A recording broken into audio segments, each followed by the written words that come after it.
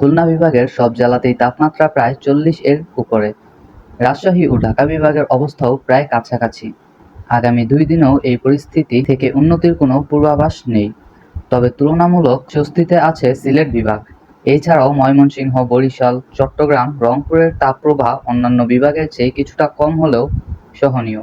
আজ মঙ্গলবার সকালে আবহাওয়া অধিদপ্তরের পূর্বাভাস থেকে আবহাওয়ার এই পরিস্থিতি দেখা গেছে। পূর্বাভাসে বলা হয়েছে, আজ সিলেট বিভাগের 2-1 জায়গায় বৃষ্টির সম্ভাবনা রয়েছে। অন্যত্র কোথাও আংশিক মেঘলা বা শুষ্ক আবহাওয়া থাকবে। এছাড়া রাজশাহী, পাবনা, খুলনা, বাগেরহাট, যশোর, চুয়াডাঙ্গা ও কুয়াকাটা জেলার উপর দিয়ে তীব্র তাপপ্রবাহ বয়ে যাচ্ছে।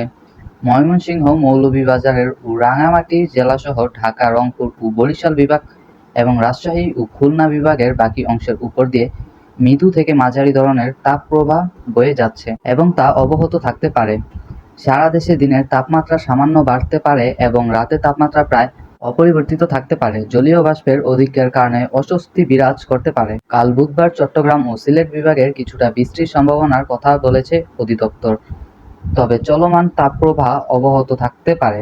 পরদিন বৃহস্পতিবার অবশ্য বৃষ্টির কোনো পূর্বাভাস এখন পর্যন্ত নেই, কিন্তু তাপপ্রবাহ সেটা চলছে, তা বিরাজমান। গতকাল সোমবার দেশের সর্বোচ্চ তাপমাত্রা 40.6 ডিগ্রি ছিল খুলনায়, যশোর ও চুয়াডাঙ্গা জেলায়।